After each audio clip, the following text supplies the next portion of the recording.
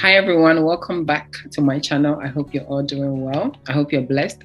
So today I thought I would do something different. I have my sister Linda here.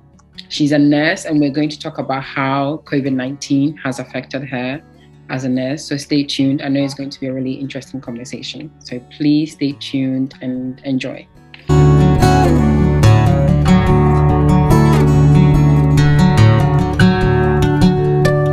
All right, Linda. Hi. Hi. Welcome to my channel. Thank you. How are you doing? Yeah, I'm well. Thank you. By God's grace. How are you? Good. I'm good as well. All right, cool. So today I know we're gonna just talk about how it has been working through COVID since like the first lockdown in March 2020. So start us off with what you do. 2019. Oh no, 2020, innit? 2020, not 2019 yet. Yeah, feels long though, doesn't it? Oh yeah, it took it seems like long ago when we had the first lockdown. Yeah. Anyway, so please start us off. I know you're a nurse, but still share with us what type of nurse are you and how was it working during the first lockdown? Hi everyone. Yeah, so I'm Linda, like Annabelle said. So I'm an adult nurse, so I work with mainly over 18s. So I work in one of the busiest hospitals in London, in the acute assessment unit, which is the AAU. So basically what we do is we take patients from A&E, so we get admissions basically from A&E and then they stay with us for a short while and then they can move to wards if they're going to be there for a long while. Okay. So we were obviously the main bit of, receiving COVID patients from A&E if they are going to be admitted. Okay. So yeah, that's a bit of me and my background, and I've been working there for 2 years now, 2 years and a bit, and quite fun and enjoyable. Yeah. How is it like being a nurse? How's it like being a nurse? So I've only been qualified for 2 years and a bit. Okay. Well, I qualified in 2019 February, so it's not been that long. So to me it has been very good, not challenging in a way. I enjoy every minute of it because obviously I went into it because it's an enjoyable job. You don't just go into it for anything else. So it hasn't been challenging for me or anything. I'll say every day is different, which is good because you don't always want to go to work with the same thing happening over and over again. So where I work, we, like I said, every day is different. We, one day is this, one day is slow, one day is very fast, and so it's been good. Yeah. Okay. That's good. All right. So in March 2020, when the lockdown came, and I know even before, so I know we started getting COVID cases even before March, but March was when we went into full lockdown, the first lockdown in the nation. How were you feeling? Because you had to go to work, so I know. Yeah. How were you feeling at the time? So in my hospital, we had our first case. Let's say just before the lockdown, just the third week of March or the second week, one of them. So when it all started, we were all obviously very scared. We're like, oh my gosh, is it gonna come here? Is it gonna come here? And our hospital had its first case, this first man just walked through, and then this first man is tested positive. And this first person was admitted to my ward, and it was quite scary because at that time nothing was established as to what you are supposed to do, what you're wearing. We had no PPs at that time because it wasn't deemed that serious for you to be wearing a mask because it's COVID, because the government obviously did not think that it was going to come to that UK that quick. So we had our first case in a hospital, and it was we just had to isolate that person, and with that, no PPs, no masks, nothing. So even attending to that patient was quite difficult because you're oh, I got to think about myself, I got to think about my family. So if I'm going in there, wearing nothing, I'm exposing myself, that kind of thing. At that time, we knew little about coronavirus because, not a lot of people knew what was going on and what the virus was about. So the knowledge was very limited. So how I felt at that time, I would say I was quite chilled out in a way. I'm only saying that because like I said, because we didn't have that much cases, and it was like in my head it was like, we're not gonna get that in the UK kind of thing. But then we moved from that in a weeks later to having about 10 cases in a hospital, which was quite scary as well. So that's when they started, making PPEs available. And where I work, the PPEs is basically normal aprons, gloves, and then surgical masks. At that time, surgical masks weren't that available as well, so we had to keep reusing. I remember there was a patient that was in a side room where we had no masks, and we're like, oh, the patient kept ringing the call bell, and I was like, we're not coming there because we have no mask. I can't protect myself. But you can literally see that this patient is crying for help, like they need something. So it was, at that time, you just like cover your mouth kind of thing, and then you go in. I'm like, is this how we're working? Like, seriously? I'm like, oh, I'm gonna hold my breath and go in quickly, get whatever they need, come back out. So it was like, oh my gosh, what's happening? Yeah, and then that's when, everything kicked off. I think the only thing that we started getting more masks and more aprons and all of that stuff was when it was like mid-April. I'm not even gonna lie. I think the UK was quite slow in providing this to NHS hospitals. In ICU, they were obviously very protected anyway, because ICU, they're always geared up with whatever because of their patients and whatnot. So when we're getting all of these through the door from A&E, it's like we need to be more protected, because we're the first hands, like, you know what I mean? So that was the bits of it all. I literally just remember going into that patient's room. I was like, oh my gosh, let me hold my breath, count to 5 and come back out. We've been through it all, but God has been faithful. It's just crazy, isn't it? And I think, when you're not in the hospitals and you're watching the news and you're seeing kind of like the numbers going up every day, you're just like, oh my God. But actually hearing what you're saying, it's just so scary, isn't it? Like being in the hospital and having to do your job as a nurse without any protection. Yeah, exactly. Because you're like, that's your duty. I can't obviously not put myself first, because in that way, you can't be like, oh, you can't say, you can put yourself first. But then again, the patient is the patient who needs help, like completely bedbound. If anything happens to that patient, it's on you. So then it's like, what do you do? Do you get blamed for it, for the patient's death or injury or whatever? But then do you protect yourself? So it's like two ways, isn't it? Yeah. Okay. When the cases started rising a lot more as we were going through the months last year, and I don't know if you ever read it, but a report came out that Black people and people of ethnic minorities were dying more of the virus compared to white people. When you heard that, how did that make you feel as a young Black nurse? Were you scared when you heard that?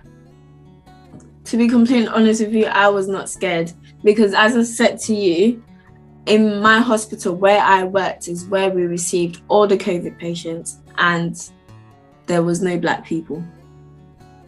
So I've got a few Black people working in my wards, and we're like, so why are they saying this on the news? Why are they saying Black people, because of this and that, they're more prone to getting COVID? But then all of these people right here, there's no Black people, there's no BAME people around, like there's all white people. So it was like, why are they saying that on the news? Are they trying to get rid of us, like trying to get us scared or something? Because as I said, there was not a lot. Literally, I can literally count on my fingers throughout the pandemic since 2020 how many Black people I've actually seen tested COVID on my wards, and it's 5. And if I'm saying that, like, I know it's really like, I'm like, why are they saying that? Why are they saying? I remember saying to my husband at the time that, oh, there's a lie. There's no Black people in A&E. There's no Black people admitted. So why are they saying that? Why they didn't? All the people that we're seeing were all white people, and they're not like mixed whites or Asian whites or whatever, just complete whites. Not in a racist way or anything, but it's like, it's facts. You can't be saying Black people are more prone to getting ill because of, I don't know, because they're Black, or they can get more ill, or there was like it was like, I think, a socio-economic thing as well. So some of the reasons behind it was that some of the places where Black people are living across the country, maybe that could be some of the reasons why. And another reason they gave was that most of the health roles, so nurses, social care workers, are Black. So that's probably the reason why. I mean, there was a few cases of, a Black nurse. There was this Black Ghanaian nurse that died of COVID. I think she was pregnant as well. Yeah. But that when I saw that actually touched me a bit. I was like, oh my gosh, that was actually scary. Yeah. But then again, as I said, it wasn't really the case. I thought with Black people, like, there's not a lot of illnesses on us, not in a way that to say white people are more to get ill, because from my that was not the case at all. Wow. The news can say what they say, that was from me being on the front line. My experience was that, and there wasn't a lot of BAME people in hospital with COVID. No, that's interesting, because it was such a big deal. I actually were reporting on it like all the time. And I'm gonna be honest, it got me scared. You know what? Yeah, the thing is, and our hospitals were actually asking us BAME people to do risk assessments as well. So just to identify, just to identify we're at risk, because we're, I don't know, African American or Black British, or if we've got iron deficiency, anemia. I think Black people obviously are more to get anemia and whatnot. Yeah. But that's the little factors, and that's when we see those people in hospitals that have got diabetes, hypertension, and all of that. It wasn't more of BAME people; it was more white people. So for them to be asking us to do those risk assessments, I mean, we did it because we had to do it, but there wasn't actually nothing, because what we were seeing were not what was actually being reported. So it's funny. Yeah. And like you said, the media will report, isn't it? But it's just funny. And another narrative that was out there in the media was that health workers were working tirelessly around the clock. And I saw so many videos, like, with some nurses and doctors just looking so drained. I mean, it was across the world. Like, there were some in the UK, some in America. It's just sometimes you would see these videos and you're like, wow, these doctors and nurses are really doing a lot. And of course they were. I'm not trying to downplay the work that you guys have done at all, but you being in the hospital, how was it like? Were you literally like kind of like working tirelessly every day, kind of like 7 days a week, 12 hours a day type of thing? Was it? How it was? So our shift worked. So we worked 12.5 hours a day, and you get an hour break basically. So let's say that's 11.5 hours. So we got to the point where we were obviously getting staff who are calling in sick, because obviously they're thinking they've got COVID from a little cough or something like that, or they don't want to come in because they're scared, all of that stuff there. So when that leaves you short-staffed, you actually sometimes, if for you to hand over to the next person, but the next person is not there, it's like you're staying the extra half an hour or the extra hour, just so they can find somebody to come and cover, and for you to hand over to them before you leave. And in terms of working tirelessly, and I would say from my ward, it wasn't like that, but from A&E, because we're in admission ward, so we admit. But from A&E, that point of view, it was, because they were pushing to get the patients to us as quick as possible, finding beds, in the whole hospital, and from that to be pushing the patients to us, that obviously showed that they're quite busy there. And obviously we can't be moving patients, to other wards because they've got no beds.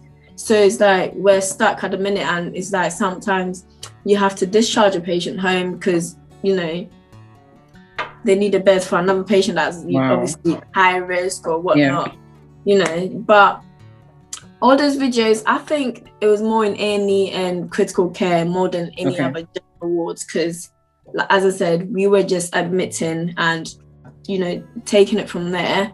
And A&E was more like the receiving side from the ambulances and, all of that stuff. So it's like they go quickly and just dump them there, and then they have to find the wards, which is to us to bring them here, and then we have to admit and see if there's wards upstairs that they can go to, and then we can receive the next patients.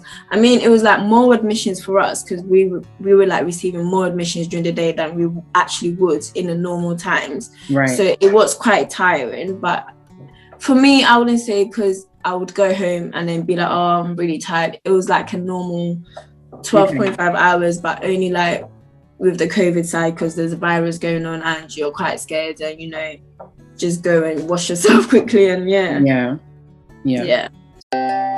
Introducing Roots Shea Butter UK. From the crowns of the ultimate shea nut trees in northern Ghana into whipped shea butter packaged in style for your taste. Stand up tall and proud, sink your roots into the earth and be content with your natural beauty. Our brand of shea butter called Roots is in honor of our roots and helps achieve skin and hair goals wherever you are in this universe. Shea butter has always been used over the centuries to moisturize the skin, treat skin conditions, nourish the hair, and massage the body. The skin and hair loves the added twist that Roots Shea brings into the market. Our shea butter consists of 95% of organic oil from Africa and 5% of essential oils such as baobab oil, argan oil, tea tree oil, sandalwood oil, and rose oil. It comes scented in lemongrass or lavender, or unscented. Whether you are in the Arctics, tropics, or in between, fall on Roots Shea Butter UK for your skin and hair maintenance. Roots Shea Butter, buttering your skin and nourishing your hair.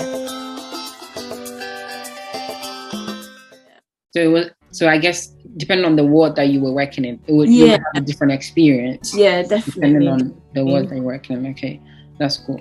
I mean, and I think as one thing that I'm interested in is this whole narrative as well on oxygen and like ventilation and this whole thing.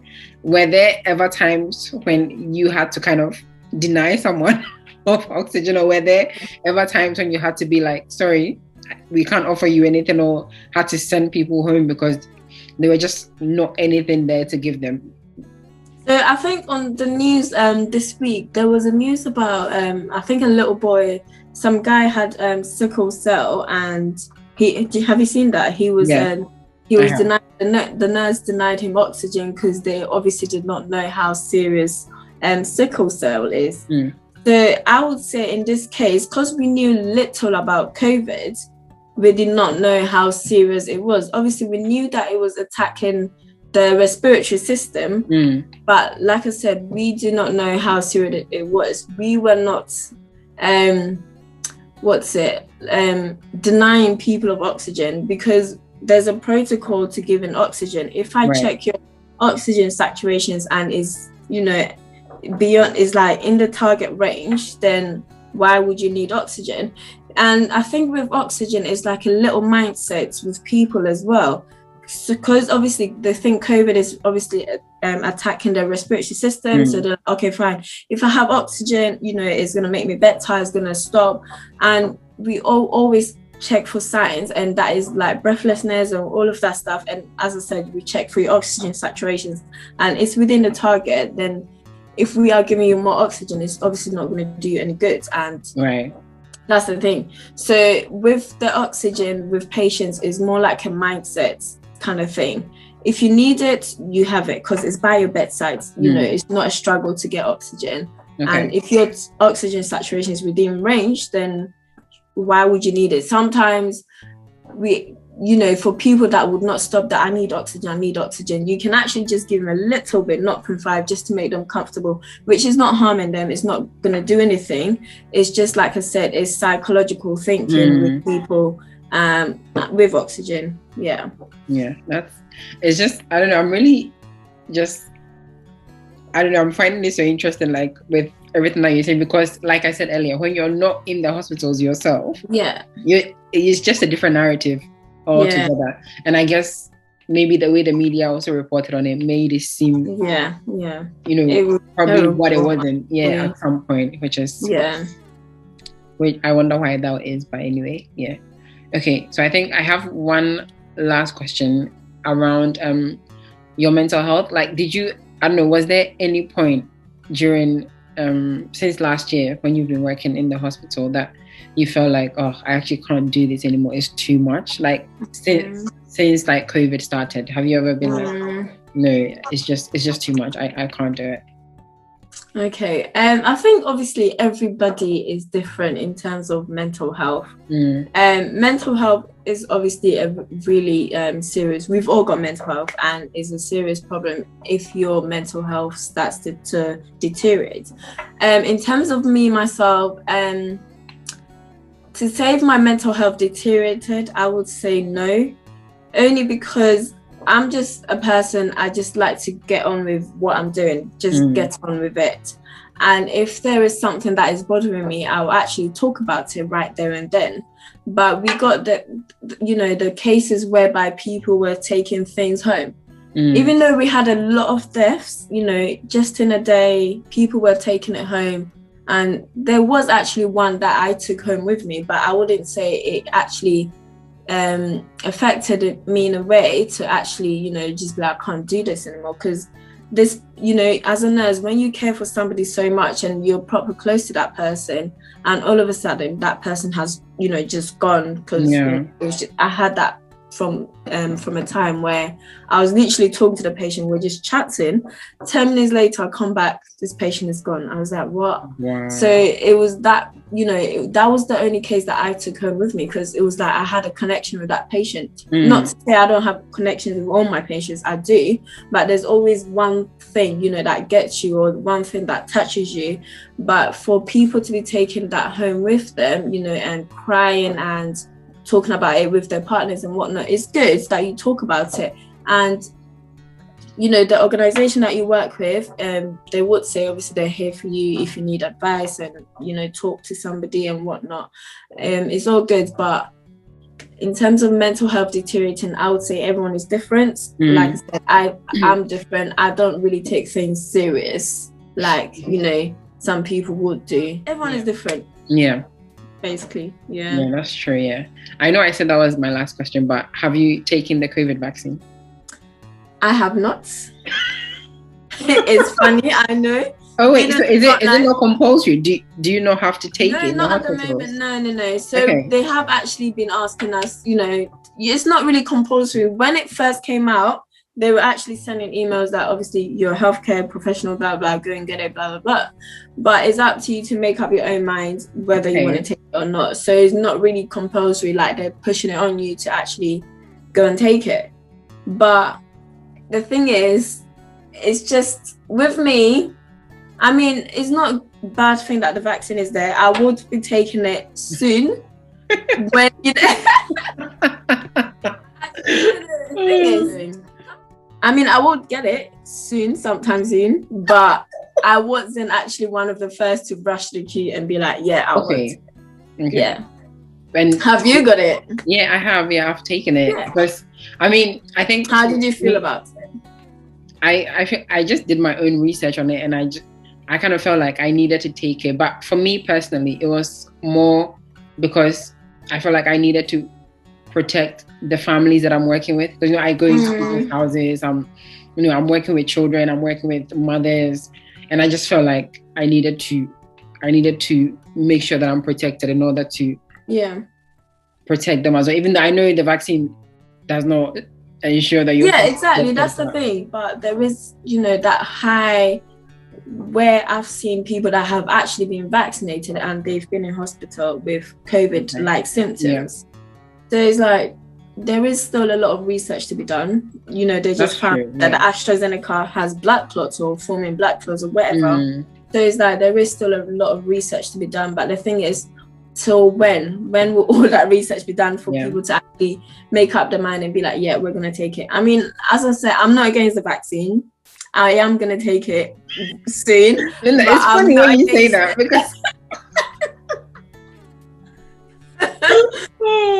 It's there whenever I need it. They always come around the wards. They're like, have you had your dose? And like, no, I will take it. Just come back the next day.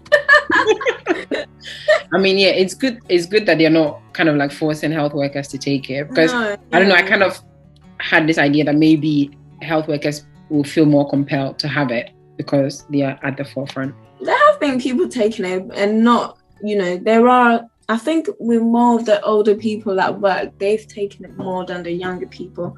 Because the only problem is they're thinking, if they're at childbearing age, how is that going to affect them in the future, kind of thing? Okay. There actually isn't enough research on that. So that's basically like one of the reasons that's actually putting people back in terms of actually going for the vaccine. So in terms of if you want to have kids soon, or if you want to do this and that, you know, how's that going to affect you in the future? That's actually one of the research that is lacking. But in terms of everything else, is good. So yeah. Anyway, when you get it, let me know. I will do. All right. Thank you so much for coming and talking with me. And it's just been interesting to just hear from your perspective as well, being working in the hospital during all those times. And I mean, now compared to like March last year, now how is it like? Is it still busy in the hospitals? Are you still getting a lot of cases? So now compared to last year, we're not actually getting a lot of COVID in a hospital. I mean, in my ward, to be say, because obviously there's more testing systems now, and there's actually less. Even in A&E, there's actually not a lot of COVID patients coming through the door, so it's quite good. You would say the vaccine is working, so yeah, maybe it's working. Yeah. Oh, that's cool. All right. The numbers have gone down. That's good. We thank God. All right, Linda. Thank you so much. You're welcome. For speaking to us today.